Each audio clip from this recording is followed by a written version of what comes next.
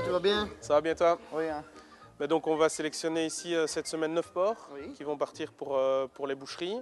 Voilà, donc je m'appelle Jean-Philippe Falk et donc en fait on est parti du constat qu'il n'était plus viable de valoriser ce type d'élevage un peu plus extensif via le circuit conventionnel, c'est-à-dire les grandes surfaces. Le risque que prend la grande distribution en tirant les prix vers le bas, c'est de ne favoriser qu'un type d'agriculture, celle qui permet de produire à ce prix, donc c'est-à-dire des fermes qui seront de plus en plus industrialisées, qui seront de moins en moins familiales et qui à terme risquent de n'appartenir plus qu'à l'agrobusiness. Et donc en court-circuitant tous ces intermédiaires et en travaillant avec des artisans bouchers, on parvient à rendre à nouveau les choses viables. Et voilà, ici je viens de faire surveillance des aliments, donc il faut en soigner, les petits ici ont un petit peu faim. Et je viens de faire un tour pour voir si tout allait bien chez eux, si ils sont en bonne santé, et voilà. Maintenant je vais soigner, je vais prendre mon bulle, je vais soigner. Au niveau quantité, ils mangent à peu près 300 kg par jour par loge. Donc fois le nombre de loges, j'ai à peu près 1000 kg d'aliments à mettre quotidiennement. Donc vous pensez bien que ça ne se fait plus au seau. J'ai une bonne machine ici qui m'aide et on est parti. Je vais m'emplir et souffler et la maison défoncer.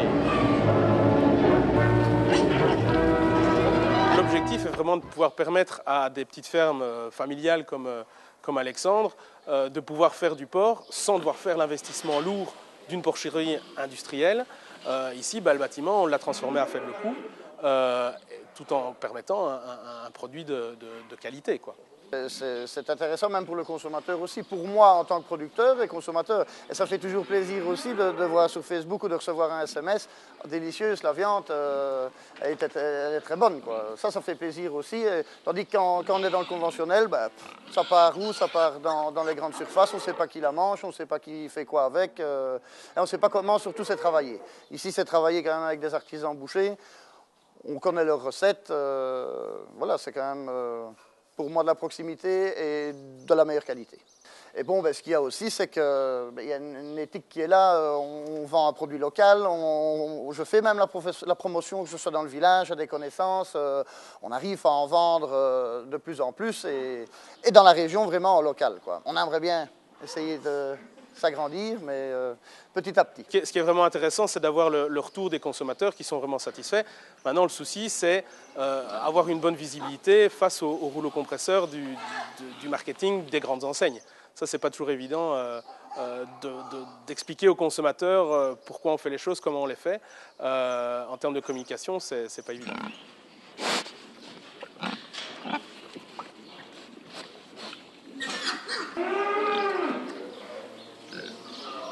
Voilà, donc ici, c'est des petits porcelets qui sont arrivés vers 22-23 kg de moyenne. Et là, je les concentre un peu plus pour qu'ils aient plus chaud, parce qu'ils sortent d'un bâtiment chauffé à 25 degrés. Et on arrive ici, ils arrivent directement dans un bâtiment vers 15 degrés. Donc, ils ont besoin de la chaleur animale, pardon, est là et ça leur fait du bien. Et quand ils ont à peu près 3 semaines, ils ont vécu 3 semaines ici, je les sépare en deux. Donc voilà ce que ça donne quand ils grossissent. Ils sont beaucoup moins. Et il faut savoir qu'ils ont un peu plus qu'un mètre carré par porc de surface au sol. Il reste à peu près entre 4 mois et demi et 5 mois sur l'exploitation et ils ont à peu près 3 semaines quand ils arrivent. Donc les petits ici ont un gros mois actuellement. L'avantage, tout d'abord au niveau du bien-être animal de la paille, c'est que y a un confort évident au niveau de la paille, mais ce qui est aussi, c'est que au niveau environnemental, on n'a pas un lisier, donc les porcs ne sont pas sur du béton. Donc ici, on a un effluent d'élevage qui est plus proche du compost qu'un lisier conventionnel qui, lui, donne un azote qui est nettement plus lessivable au niveau des sols. Ici, grâce au support carboné qu'est la paille et le mélange avec l'oxygène, on obtient un effluent qui est plus minéralisé, quoi, et donc qui se retrouve moins rapidement dans la dans la nappe phréatique. Le porc donc sur paille est naturellement plus gras. Un petit peu plus gras, mais c'est le gras qui donne le goût. Contrairement aux produits standardisés des grandes enseignes, on a une viande nettement plus persillée et à la cuisson, c'est ça qui fait un petit peu la différence, quoi. On est parti d'une situation existante où voilà, on était pris à la gorge par les prix du marché.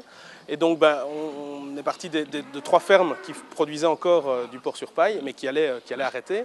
Et donc on a petit à petit mis en place cette filière en circuit court.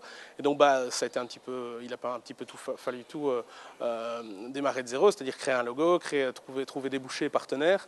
Actuellement, on a 8 boucheries qui sont partenaires, un petit peu réparties sur le territoire. Donc tous les bouchers sont indépendants, mais ils se fédèrent autour d'un projet, donc porc sur paille.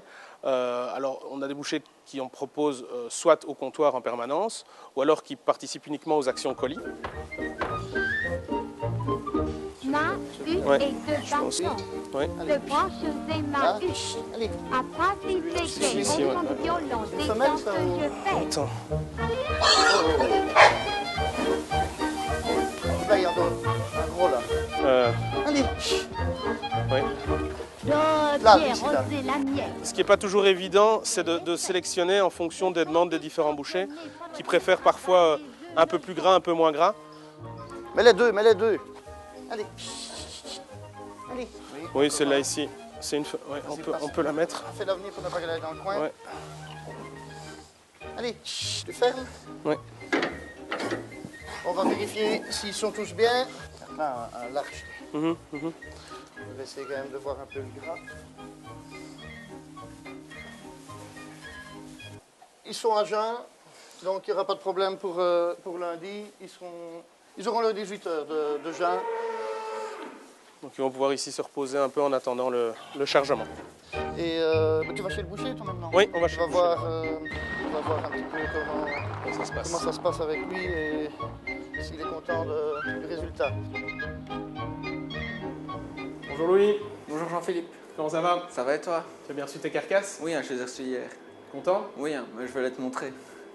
Il y a justement Stéphane qui est en train de désosser un cochon, je vais te montrer la graisse. Donc tu me disais que c'était intéressant à la cuisson d'avoir justement cette couche de Le gras de dorsal ici qui reste bien sur les côtes à l'ancienne pour justement donner le goût à la viande en plus du gras intramusculaire. Donc c'est ça que le client recherche, c'est justement cette différence qu'il y a par rapport au porc qu'on trouve en grande surface. Oui, non, vraiment cette graisse intramusculaire du porc sur paille que les gens recherchent. Qui craint le grand méchant loup, grand loup noir. Qui craint le grand méchant loup.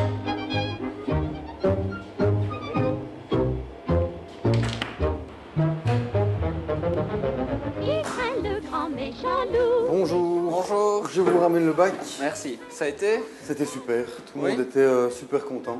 Et il y en avait qui étaient plus comme des spiringues Oui. et d'autres qui ressemblaient plus à des côtes à l'ancienne. Oui. Et moi j'aimais vraiment bien les spiringues. Les spiringues, elles sont meilleures. délicieuses. C'est ce Ouais. qu'il y a vraiment. Donc les spiringues sont meilleures. Donc on voit vraiment la graisse intramusculaire entre la viande. C'est vraiment ça qui apporte le goût à la viande. Ouais. Et il y a plusieurs personnes qui viennent chercher parce qu'on redispatche les colis. Oui. Et vraiment les gens sont chaque fois super contents et puis ils reviennent. Donc Ça va. c'est bon signe. Hein. C'est bon signe. C'est parfait. C'est de bon augure. Ben, merci beaucoup. Merci à vous. Et alors au prochain cochon. Oui. Au revoir. À bientôt, au revoir. Ouvrez la porte et que j'entre.